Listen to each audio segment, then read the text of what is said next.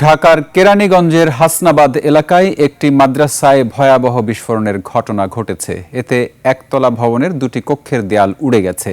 আহত হয়েছেন নারী, শিশুসহ 4 জন। ঘটনাস্থলে ককটেল, রাসায়নিক দ্রব্য ও বোমা তৈরির বিভিন্ন সরঞ্জাম পাওয়া গেছে বলে জানিয়েছে পুলিশ। কেরানীগঞ্জ প্রতিনিধির তথ্য ছবিতে ডেস্ক রিপোর্ট।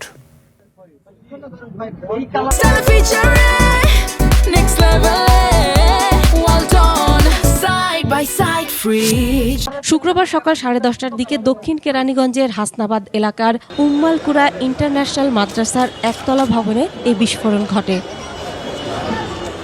পুলিশ জানায় ভবনের ভেতর থেকে কেমিক্যাল, ককটেল ও বোমা তৈরির সরঞ্জাম উদ্ধার করা হয়েছে। এ বিষয়ে আমাদের অভিযান অব্যাহত আছে এবং এ বিষয়ে আমরা আমাদের মামলা নেওয়ার জন্য আমরা প্রক্রিয়াধীন আছে।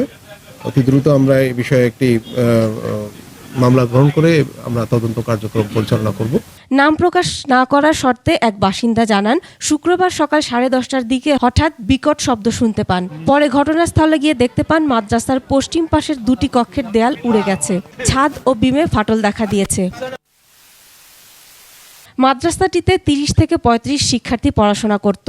শুক্রবার ছুটির দিন হওয়ায় মাদ্রাসা বন্ধ ছিল। ভবনের এক পাশে 3টি কক্ষে মাদ্রাসার কার্যক্রম পরিচালিত হতো। অপর পাশের একটি কক্ষে পরিচালক শেখ আল আমিন পরিবার সহ বসবাস করতেন।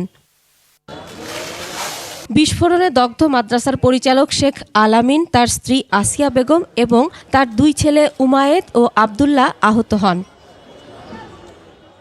ভবন মালিক জানান, 3 বছর ধরে বাড়ি ভাড়া নিয়ে মুফতি হারুন মাদ্রাসা পরিচালনা করতেন। নতুন বাড়ি করছি 3 বছর ধরে এরা কম্পিউটার, হার্ড ডিস্ক এগুলো সবই আসলো, থানায় নিয়ে গেছে।